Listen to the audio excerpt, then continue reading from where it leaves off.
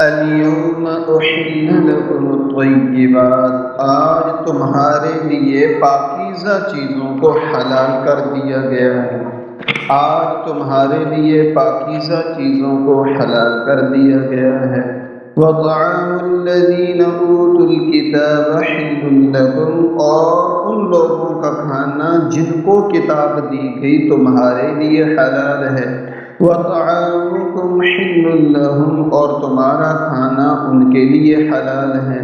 والمحصنات من المؤمنات، اور پاک دامن ایمان والی عورتیں تمہارے لیے حلال ہیں۔ والمحصنات من الذین اوتوا الکتاب من قبلکم اذا آتیتموہن اجورہن محصنین غیر مسافحین، اور پاک دامن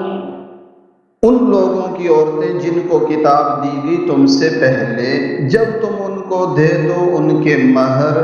اس حال میں کہ وہ پاک دامنی چاہنے والیاں ہوں، نہ یہ کہ صرف خواہش پرستی والی ہوں۔ ولا متخذی اخدان، اور نہ یہ کہ چھپ چھپ کر تعلق رکھنے والیاں ہوں۔ ومن یکفر بالایمان فقد حبط عملہ، اور جس نے بھی کفر کیا ایمان کے بعد پس تحقیق اس کا عمل ضائع ہو گیا۔ وَهُوَ فِي الْآخِرَةِ مِنَ الْخَاسِرِينَ، اور وہ آخرت میں نقصان والوں میں سے ہو جائے گا۔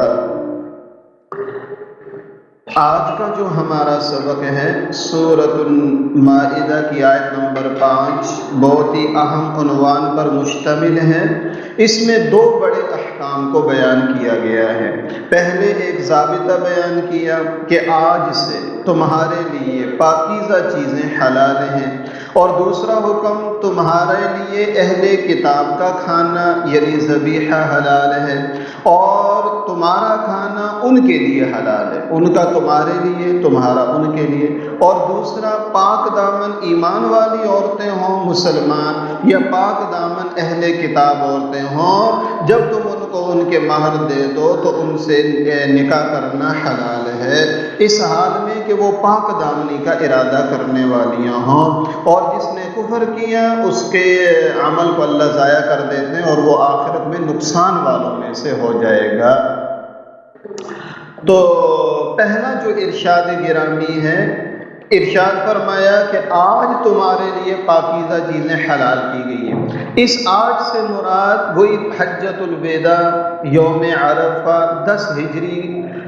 کا وہ دن ہے جو پیارے آقا صلی اللہ علیہ وسلم پر آخری آیت جو اتری ہے الیوم اکملت لکم دینکم، اسی سے آج سے مراد ہے۔ آج کے اس مقام پر، اس موقع پر، یوم عرفہ کو تمہارے لیے پاکیزہ چیزیں اللہ تعالیٰ نے حلال کر دی۔ اور یہاں پر الیوم احل لکم الطیبات فرمایا، طیبات تمہارے لیے حلال ہے، تو جو طیبات نہیں وہ حلال نہیں۔ دوسری جگہ پر خود اللہ جل شانہ نے اس کو واضح فرما دیا، یحل لہم الطیبات، کہ یہ نبی آئے ہیں جو تمہارے لیے پاک چیزوں کو حلال کرتے ہیں، وَيُحَرِّمُ عَلَيْهِمُ الْخَبَائِثَ، اور جتنی طبیعتیں، جتنے جانور جو ہیں، جتنی چیزیں جو ہیں وہ خبیث ہیں، ناپاک ہیں، گندی ہیں، ان کو حرام کرتے ہیں۔ تو شریعت میں پاک چیزوں کو حلال کیا گیا ہے، ناپاک چیزوں کو حرام کیا گیا ہے۔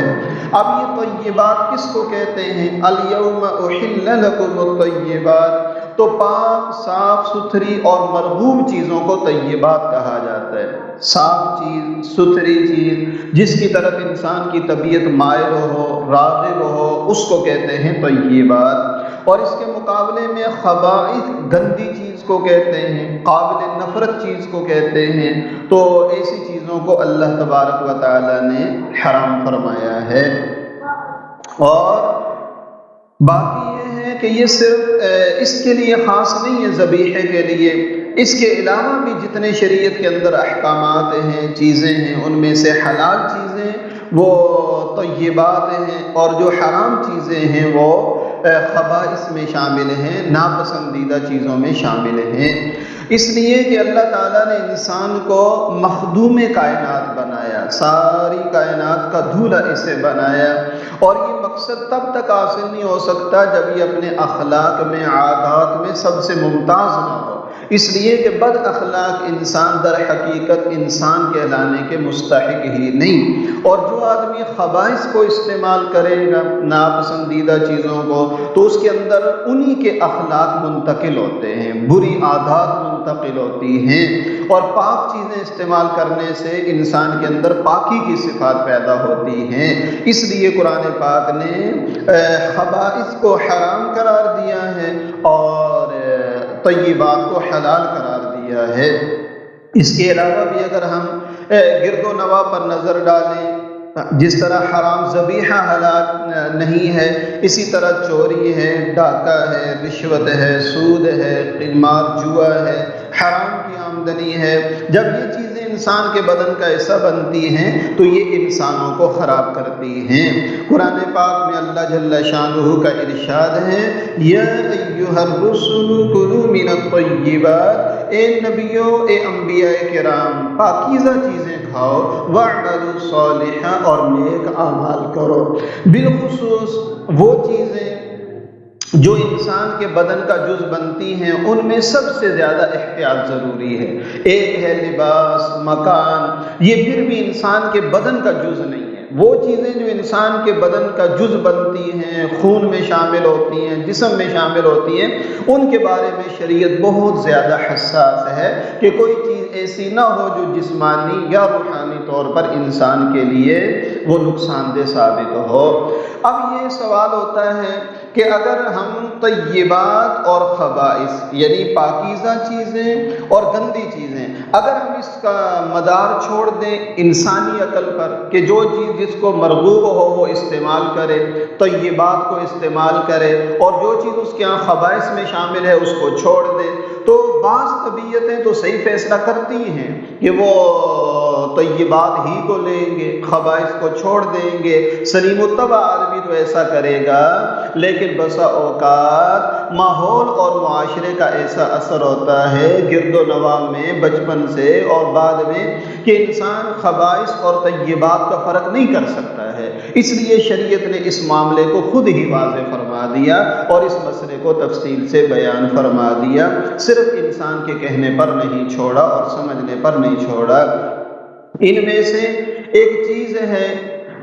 جیسا کہ مردہ جانور ہیں اور خنزیر ہے۔ نوح علیہ السلام کے زمانے سے لے کر حضور علیہ السلام تک تمام شریعتیں اعلان کرتی رہیں کہ یہ حرام ہے، مردار حرام ہے، خنزیر حرام ہے۔ سلیم الطبع لوگ بھی یہی سمجھتے ہیں، لیکن آپ کو معلوم ہے ابھی بھی بہت بڑی تعداد چائنا، جاپان، دیگر ملکوں میں وہاں بڑے فخر سے وہ خنزیر کا گوشت کھاتے ہیں۔ بظاہر اپنے آپ کو ترقی یافتہ بھی سمجھتے ہیں، بظاہر دیکھنے میں صاف ستھرے بھی نظر آتے ہیں، لیکن دیکھو اگر وہ شریعت کو نہیں مانتے تو ان کی عقل اس فیصلے میں ناکام ہے کہ وہ شریعت سے ہٹ کر وہ خنزیر کو اپنے لیے درست سمجھتے ہیں، جبکہ شریعت کے اندر یہ نجس العین ہے۔ حضرت شاہ ولی اللہ رحمۃ اللہ علیہ فرماتے ہیں کہ جتنے جانور شریعت نے حرام کیے ہیں ان پر اگر غور کیا جائے تو دو اصول سامنے آتے ہیں، دو اصول سامنے آتے ہیں۔ ایک یہ کہ کوئی جانور جو اپنی فطرت اور طبیعت پیدائش کے اعتبار سے ہی خبائث میں شامل ہو، خبیث، ناپاک، ناپسندیدہ اور قابل نفرت، اس کو اگر ذبح کر بھی دیا جائے تو وہ حلال نہیں ہوگا، جیسے خنزیر ہے، گدھا ہے، کتا ہے، دیگر چیزیں ہیں۔ تو ایک تو وہ چیزیں جو اپنی طبیعت اور فطرت کے اعتبار سے ہی خبائث یعنی ناپاک چیزوں میں شامل ہیں، اور دوسرا وہ ذبیحہ ہے کہ جن کو اگر آپ صحیح طریقے سے ذبح کرتے تو حلال ہوتا ہے، لیکن ذبح نہیں کیا، صحیح طریقے سے نہیں کیا، یا اللہ کا نام نہیں لیا جان بوجھ کر، یا وہ طبعی موت مر گئے، اگرچہ وہ جانور اپنی اصل کے اعتبار سے طیبات میں شامل تھے، لیکن مردار ہونے کی وجہ سے یا اللہ کا نام نہ لینے کی وجہ سے شریعت ان کو حرام قرار دے دیتی ہے۔ تو یہ دو قسمیں ہیں حرام چیزوں کی۔ اور باقی جو سورہ مائدہ کی تیسری آیت کریمہ میں اللہ تبارک و تعالیٰ نے حرام جانوروں کو بیان کیا تو وہاں پر طیبات کے علاوہ خبائث کو گویا کہ ذکر فرما دیا، اور اس جگہ پر خنزیر کا ذکر نہیں تھا تو دوسری جگہ پر خود قرآن پاک نے وَلَحْمَ خِنزِيرٍ، خنزیر کا گوشت اس کو بھی واضح کر دیا، اور بہنے والا خون اس کو بھی قرآن پاک میں دوسری آیت میں اَوْ دَمٍ مَسْفُوحٍ کہہ کر خود قرآن پاک نے اس کو بھی ذکر فرما دیا۔ یہ تو قرآن پاک میں بھی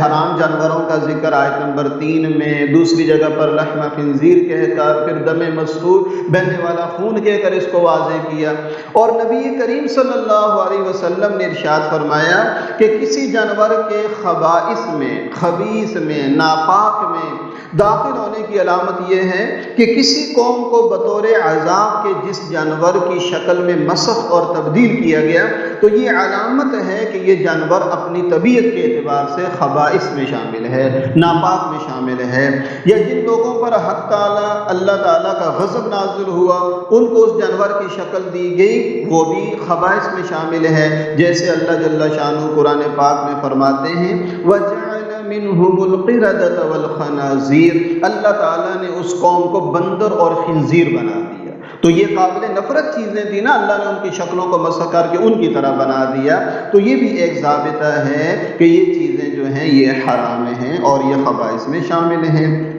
اسی طرح نبی کریم صلی اللہ علیہ وسلم سے کسی نے دریافت کیا یا رسول اللہ بھیڑیا کھانا کیسا ہے؟ تو حضور نے تعجب سے پوچھا ارے کیا کوئی انسان اس کو کھا سکتا ہے؟ یعنی حضور کا اس انداز سے پوچھنا ہی یہ علامت تھی کہ بھیڑیا کھانا درست نہیں ہے، اس لیے کہ وہ خبائث میں شامل ہے، وہ طیبات کے اندر شامل نہیں ہے۔ اسی طرح ایسے جانور جن کی فطرت میں انسان کو ایذا رسانی ہے اور چیزوں کو چک لینا ہے، جیسے سانپ ہے، بچھو ہے، چھپکلی ہے، مکھی ہے، چیل ہے، باز وغیرہ ہیں، طبعاً یہ چیزیں نقصان دہ ہیں، یہ چیزیں بھی خبائث کے اندر شامل ہیں۔ اسی طرح نبی علیہ السلام نے ایک اور فرمان کے اندر ارشاد فرمایا جو درندہ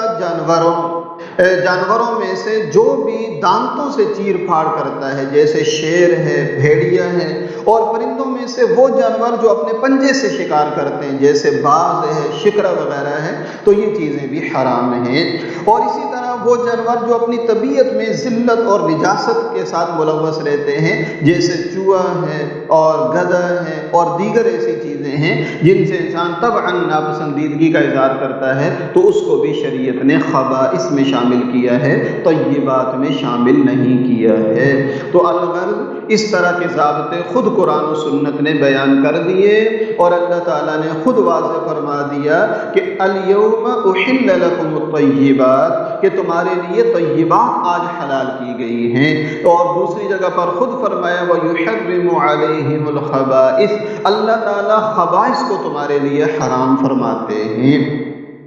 دوسری جو قسم حرام ہونے کی وہ یہ ہے کہ جس جانور پر ذبح کرتے وقت اللہ کا نام نہ لیا گیا ہو، وہ جانور بھی شرعاً درست نہیں ہے، اس کو خبائث کے برابر قرار دیا گیا، اگرچہ وہ حلال جانور تھا، شرعی طریقے سے ذبح ہوتا تو اس کا کھانا حلال ہوتا، اللہ کی نعمت ہوتی، لیکن ایسا نہیں ہے۔ اس کی ایک وجہ یہ بھی ہے، ایک تو اللہ تبارک و تعالیٰ کا حکم ہے، اور دوسری وجہ یہ ہے کہ جانوروں کو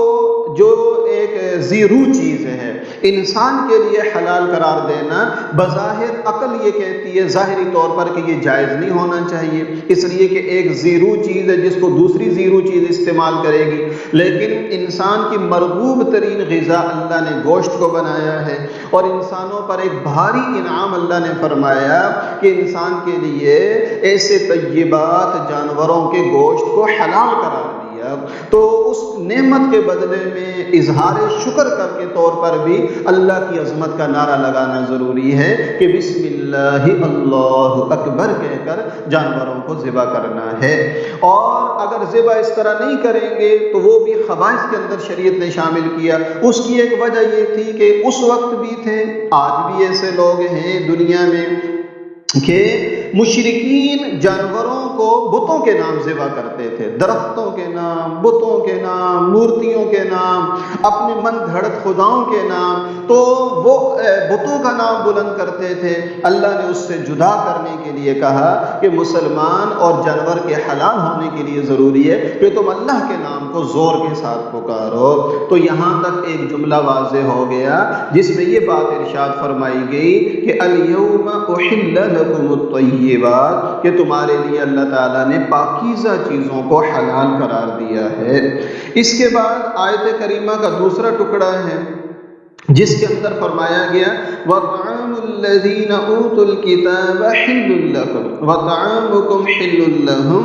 اہل کتاب کا کھانا تمہارے لیے حلال ہے، تمہارا کھانا اہل کتاب کے لیے حلال ہے۔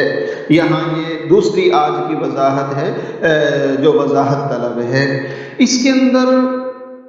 بالاتفاق طعام سے مراد ذبیحہ ہے، ورنہ طعام تو ہر کھانے کی چیز کو کہتے ہیں کہ آیت کریمہ تو یہ بتا رہی ہے کہ تمہارے لیے اہل کتاب کا کھانا حلال ہے، تو طعام تو ہر کھانے پینے کی اشیاء کو، اجناس کو کہتے ہیں، چاہے وہ آٹا ہو، چاول ہوں، پھل وغیرہ ہوں، لیکن بالاتفاق اس پر بہت ساری روایتیں موجود ہیں کہ وہ یہاں کھانے سے مراد ذبیحہ ہے، جن جانوروں کو ذبح کر کے کھانا ہے۔ یہ جو اجناس ہیں نا، روٹی ہے، دال چاول ہیں، پھل وغیرہ ہیں، جن میں ذبح کی ضرورت نہیں ہے، وہ صرف اہل کتاب کا حلال نہیں، وہ تو دوسرے کافروں کا بھی حلال ہے، ہندوؤں کے ساتھ، سکھوں کے ساتھ، دیگر جو مذاہب ہیں ان کے ماننے والوں کے ساتھ بھی ان غیر ذبیحہ چیزوں کی تجارت اور کھانا پینا تو جائز ہے، لیکن ان کا ذبیحہ جائز نہیں ہے، اس لیے اس کو ممتاز کیا گیا اور بتایا گیا کہ اہل کتاب کا ذبیحہ تمہارے لیے حلال ہے اور تمہارا ان کے لیے حلال ہے۔ اب یہ ہے کہ سوال یہ کہ اہل کتاب کون ہیں؟ تو اہل کتاب سے مراد وہ لوگ ہیں جو خود کو کسی آسمانی کتاب جو مشہور کتابیں ہیں اس کا ماننے والا اور اس کو پر ایمان لانے والا شمار کرتے ہوں اور اس پر ایمان کا دعویٰ رکھتے ہوں، وہ اہل کتاب ہیں، جیسے تورات ہے، انجیل ہے، زبور ہے، صحف موسیٰ اور ابراہیم ہے۔ تو جن قوموں نے یہ ان کتابوں کو ماننا اور اس کے دعوے دار ہیں تو وہ اہل کتاب میں شامل ہیں۔ مشرکین، مجوس، بت پرست، ہندو، سکھ وغیرہ یہ اس کے اندر شامل نہیں ہیں۔ ایک قوم ہے جس کا ذکر قرآن میں بار بار آتا ہے والصابئین، یہ صابی قوم لوگ ہیں۔ تو دو قسم کے اقوال ہیں، بعض حضرات یہ فرماتے ہیں کہ صابی وہ لوگ ہیں جو زبور کو ماننے والے ہیں، وہ ان کو اہل کتاب میں شامل کرتے ہیں۔ بعض لوگ کہتے ہیں کہ صابی وہ لوگ ہیں کہ جو ستارہ پرست ہیں، لہٰذا انہوں نے ان کے ذبیحے کو حلال قرار نہیں دیا ہے۔ بہرحال قرآن پاک کی اس آیت سے اہل کتاب کے ذبیحے کو حلال ہونا یہ واضح کیا گیا۔ اب یہ معاملہ رہا کہ آج کل تورات، انجیل، زبور تو تحریف شدہ ہے یا ان کے ماننے والے تو صراحتاً شرک کے اندر مبتلا ہیں، تو اس کا جواب خود قرآن پاک نے جب یہ آیت نازل کی کہ تمہارا کھانا ان کے لیے، ان کا کھانا تمہارے لیے حلال ہے، اسی وقت میں قرآن ساتھ یہ بھی کہہ رہا ہے وَقَالَتِ الْيَهُودُ عُزَيْرٌ ابْنُ اللَّهِ، بھائی یہودیوں نے کہا کہ عزیر اللہ کے بیٹے ہیں، وَقَالَتِ النَّصَارَى اور نصرانیوں نے کہا الْمَسِيحُ ابْنُ اللَّهِ کہ عیسیٰ علیہ السلام اللہ کے بیٹے۔ اس کے باوجود اللہ نے ان کے ذبیحے کو حلال قرار دیا ہے، تو اس لیے ان یہود و نصارہ کے ذبیحے کو حلال ہی سمجھا جائے گا۔ حضرت عمر رضی اللہ تعالیٰ عنہ کے دور میں آپ کے کسی عامل یا گورنر نے خط لکھ کر دریافت کیا کہ یہاں کچھ لوگ ہیں حضرت جو تورات پڑھتے ہیں اور ہفتے کے دن کی تعظیم بھی کرتے ہیں جو یہودیوں کا مقدس دن ہے، مگر ان کا قیامت پر ایمان نہیں ہے۔ تو حضرت عمر نے پھر بھی فرمایا کہ ان کو تم اہل کتاب ہی کا فرقہ سمجھو، اگرچہ اس کے علاوہ وہ کسی عقیدے میں فساد کے اندر مبتلا ہی کیوں نہ ہو۔ البتہ اگر کوئی قوم ایسی ہے دنیا میں جو حقیقت میں دہریے بن چکے ہیں، خدا کا وجود، نبی کا جو منصب ہے اس کے اعتبار سے وہ اس لائق نہیں ہیں، لیکن وہ خود کو عیسائی یا یہودی سمجھتے ہیں، صرف مردم شماری میں، ایسے لوگ اس میں شامل نہیں ہوں گے، اس لیے کہ بعض لوگ ایسے بھی دنیا میں ابھی پائے جاتے ہیں جو اللہ کے وجود کے قائل ہی نہیں ہیں اور خود کو نصرانی بھی کہتے ہیں۔ جیسے حضرت علی رضی اللہ تعالیٰ عنہ سے کسی نے پوچھا کہ یہ بنو تغلب کے جو نصارہ ہیں ان کا ذبیحہ حلال ہے یا نہیں، تو حضرت نے فرمایا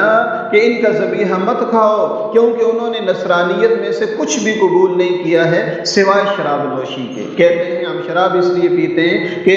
دین نصارہ میں اور دین عیسائیت میں یہ ممنوع نہیں ہے، تو ہم تو عیسائی اس لیے شراب پیتے ہیں۔ تو حضرت نے فرمایا شراب نوشی کے علاوہ انہوں نے اس سے کچھ بھی نہیں لیا ہے۔ تو بہرحال اگر کوئی لوگ خود کو یہودی نصرانی کہتے ہیں، اپنے مقدس دن کو کسی بھی طریقے سے خیال کرتے ہیں دیگر چیزوں کا، اور توحید اور رسالت کے کسی درجے میں قائل ہیں اپنے اپنے نبی کے، تو ان کے ذبیحے کو حلال ہی سمجھا جائے گا۔ اب یہ ہے کہ یہ جو چیزیں یہاں پر بیان کی گئی ہیں اس سے مراد ذبیحہ ہے، اس پر بہت سارے اقوال موجود ہیں، اس لیے مطلقاً کھانا نہیں کہہ سکتے ہیں کیونکہ وہ تو تمام دنیا کے کافروں کے ساتھ جائز ہیں۔ اس کے لیے تفسیر قرطبی اور دیگر تفاسیر کے اندر تفصیل موجود ہے، لہذا یہ شک شبہ نہیں ہونا چاہیے کہ کھانے پینا چاہے وہ عام اجناس ہوں، آٹا چاول وغیرہ، وہ صرف اہل کتاب کا جائز ہے۔ اس آیت کا تعلق ذبیحے کے ساتھ ہے، اس پر 20 حوالے اور ائمہ کے اقوال موجود ہیں کہ یہ چیزیں اس سے مراد صرف ذبیحہ ہے، طعام سے مراد اہل کتاب کا یہ جو ذبیحہ حلال ہے اس کی حکمت کیا ہے، جبکہ آیت کا اگلا ٹکڑا جو انشاءاللہ کل تھوڑا سا واضح ہو جائے گا وہ یہ ہے کہ پاک دامن عورتیں مسلمان اور پاک دامن عورتیں اہل کتاب کی بھی تمہارے لیے حلال ہیں، ان کا کھانا بھی حلال ہے۔ ان دو چیزوں کی تخصیص کیوں کی گئی؟ دیگر کافروں کے لیے جو ہمارے جو معاملات تھے ان سے ہٹ کر اہل کتاب کی بطور خاص دو چیزوں کو ہمارے لیے کیوں حلال کیا گیا، جبکہ دوسرے کافروں والی حلال نہیں، اور دیگر خشک اجناس وغیرہ میں دیگر کافروں کی چیزیں بھی حلال ہیں؟ تو یہ دو چیزوں کی تخصیص کیوں دی گئی ہے؟ تو اس کے بارے میں مفسرین فرماتے ہیں کہ جس طرح اسلام میں بعض عورتوں سے رشتہ کرنا حلال ہے، بعض محرموں سے نکاح کرنا حرام ہے، بعض چیزوں کو کھانا حلال ہے، طیبات کو، خبائث کو کھانا حرام ہے، تو اسی طرح یہی حکم بعینہ ہی تورات میں بھی موجود ہے۔ بعینہ ہی یہ حکم نکاح اور ذبیحے کا انجیل میں بھی موجود ہے، زبور میں بھی موجود ہے، اور بعینہ یہ قرآن میں بھی موجود ہے۔ ان دو چیزوں کے بارے میں ساری کتابیں متفق ہیں، اور عام طور پر یہودی اور نصرانی ان دو چیزوں میں ان حلال اور حرام رشتوں کا بھی خیال کرتے تھے جیسے مسلمانوں کے ہاں ہے، اور ذبیحے کے اندر بھی ان چیزوں کا، طیبات اور خبائث کا فرق کرتے تھے، اس لیے ان کی ان دو چیزوں کو بطور خاص مسلمانوں کے لیے حلال ہونے کو بیان کیا، جبکہ دیگر اقوام کے اندر یہ تصور سرے سے ہے ہی نہیں، ان کی تعلیمات کے اندر شامل ہی نہیں ہے، اس لیے ان کو بطور خاص اس کے حلال ہونے کا حکم گویا کہ واضح کیا گیا۔ کوئی سوال کرے کہ دیکھو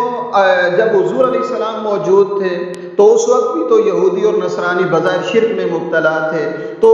اس کے جواب میں فرماتے ہیں احکام القرآن ابن عربی فرماتے ہیں کہ ہم من آبائہم، فرمایا کہ اللہ تعالیٰ نے ان بعد کے یہود و نصارہ کو اپنے باپ دادا کے تابع کر دیا، وقد جعلهم اللہ تعالیٰ تبعا لمن كان قبلهم مع علمه بحالهم، اللہ نے ان کے اس حالت کو دیکھنے کے باوجود، فساد عقیدہ کے باوجود، اصل جو یہودی اور نصرانی تھے جو مذہب حق پر قائم تھے ان کے تابع کر کے اللہ تعالیٰ نے عام حکم جاری فرما دیا کہ تمہارے لیے اہل کتاب کے ذبیحے کو حلال قرار دیا ہے۔ اس پر بھی اور حوالے موجود ہیں کہ اس ظاہری تحریف کے باوجود اللہ نے اس کو حلال قرار دیا ہے۔ اصل اس کے اندر جو ہے یہود و نصارہ کے ہاں تورات انجیل میں ان چیزوں کی حرمت ہے، موجودہ تورات اور انجیل کے اندر بھی یہ وضاحت پائی جاتی ہے، اس کے بھی علماء کئی حوالے دیتے ہیں۔ مثلا ایک بائبل کے اندر یہ لکھا ہوا ہے جو جانور خود بخود مر گیا ہو اور جس کو درندوں نے پھاڑا ہو ان کی چربی ان کی چربی تو کام میں لاؤ، تم اسے کسی حال میں اپنے لیے حلال نہ سمجھو۔ آج کی بائبل میں لکھا ہوا ہے، اور لکھا ہوا ہے کہ فرماتے ہیں کہ برکت کے موافق ذبح کر کے کھا سکو گے، اس کے علاوہ نہیں کھا سکو گے، لیکن تم خون کو تو بالکل نہ کھانا۔ یہ آج کی بائبل میں بھی لکھا ہوا ہے۔ اسی طرح لکھا ہوا ہے تم بتوں کی قربانیوں کے گوشت اور خون اور گلا گھونٹے ہوئے جانوروں اور حرام کاری سے پرہیز کرو۔ یہ آج کی بائبل میں بھی لکھا ہوا ہے۔ اور اسی طرح لکھا ہوا ہے جو کام قربانی غیر قومیں کرتی ہیں شیاطین کے لیے، نہ کہ خدا کے لیے، تو لکھا ہوا ہے کہ میں نہیں چاہتا کہ تم شیاطین کے شریک بنو، تم خداوند کے پیالے اور شیاطین کے پیالے دونوں میں سے نہیں پی سکتے، ایک کو استعمال کرو۔ اسی طرح بائبل میں لکھا ہوا ہے کہ ہم نے یہ فیصلہ کر کے لکھا تھا کہ وہ صرف بتوں کی قربانی کے گوشت اور خون اور گلا گھونٹے ہوئے جانور اور حرام کاری سے اپنے آپ کو بچائے رکھیں گے۔ تو دیکھیے کتنی اس تحریف شدہ بائبل کے اندر بھی اصل تعلیمات تقریباً یہی موجود ہیں۔ تو نکاح کے معاملے میں حلال اور حرام رشتے، اور ذبیحے کے معاملے میں حلال اور حرام جانوروں کا جو مسئلہ ہے وہ تورات، انجیل، زبور اور قرآن میں اللہ تبارک و تعالیٰ نے یکساں طور پر ذکر فرمایا ہے۔ خلاصہ کلام یہ ہو گیا کہ اہل کتاب کا ذبیحہ ہمارے لیے حلال ہے، ہمارا ان کے لیے حلال ہے، لیکن آج کل کے دور میں اس سے اجتناب کرنا بہر صورت افضل ہے۔ یہ ایک الگ بات ہے، ہم اس کو حرام تو بالکل نہیں کہتے کیونکہ قرآن کی صریح آیتیں موجود ہیں، لیکن اس کے باوجود اگر وہ یہودی اور نصرانی خود کو کہتے ہیں بائبل اور تورات کے ماننے والے ہیں، موسیٰ علیہ السلام اور عیسیٰ علیہ السلام کے ماننے والے ہیں، تو ہم حکم یہی بیان کریں گے اسی طرح کہ ان کا ذبیحہ ہمارے لیے حلال ہے، لیکن اس سے بچنا بہر صورت یہ افضل ہے، اس لیے کہ اب وہ ان چیزوں کی زیادہ رعایت کرنے والے نہیں ہیں۔ اور اگر کوئی آدمی ان میں سے مرتد ہو جائے، جس طرح مسلمانوں سے کوئی ہو جائے، وہ اب یہود و نصارہ میں شامل نہیں رہتا ہے، اس کو بھی بیچ سے خارج کیا جائے گا۔ اس طرح جو دہریے بن چکے ہیں، خدا کے وجود کے قائل نہیں ہیں، ان کو بھی یہاں سے نکالا جائے گا، اور باقی مطلقاً جو ہے اس کو ہم حلال ہی سمجھیں گے۔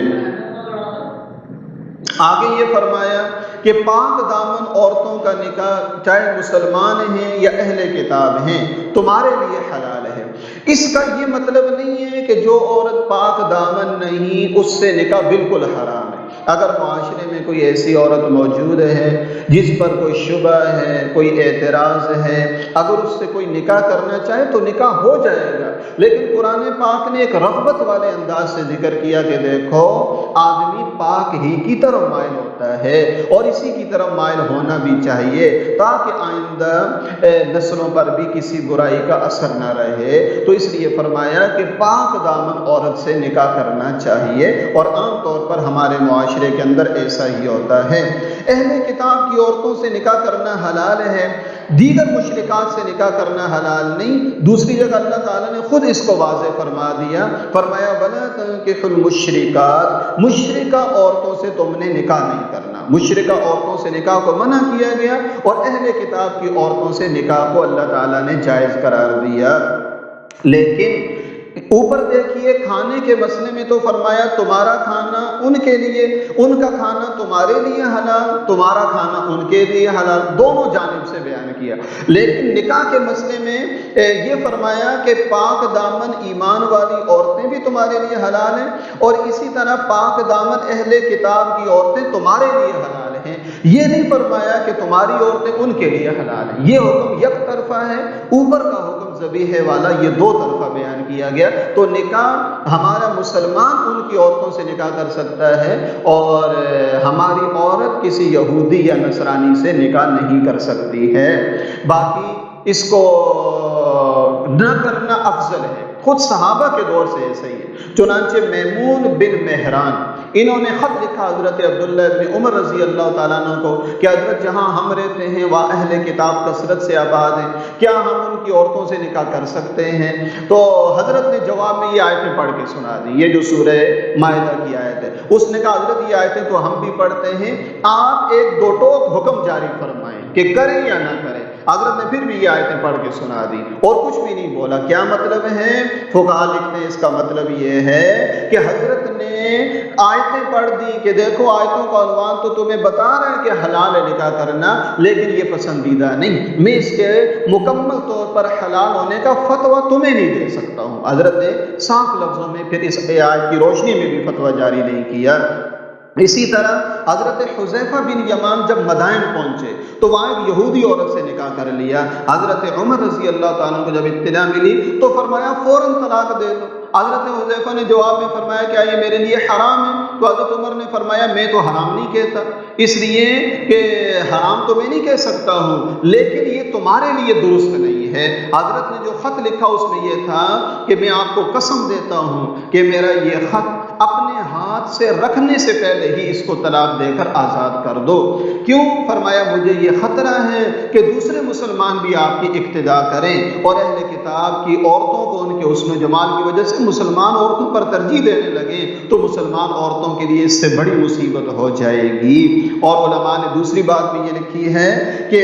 حضرت عمر سخت ناراض ہوئے اور فوری طلاق کا حکم دیا. اس کی ایک وجہ یہ بھی ہے کہ حضرت عمر رضی اللہ تعالیٰ عنہ کی دور بین نگاہ تھی اور فرمایا کہ اگر وہ اس طرح مجبور نہ کرتے تو یہ یہود و نصارہ جن کے ساتھ اس وقت جہاد چل رہا تھا، ان کی عورتیں جب گھروں میں آ جائیں تو انسان اپنے گھر کے اندر مجبور ہو جاتا ہے، تو یہ کتنا عظیم عمل اس کی وجہ سے شدید متاثر ہو جاتا. اور ایک بات یہ بھی ہے کہ آئندہ نسلوں کے اندر پھر عادات منتقل ہوتی ہیں. جب پورا ننہال پیچھے یہودی نصرانی ہوگا تو مسلمانوں والی پاک طبیعتیں، میلان اور دونوں جانب سے جو مسلمان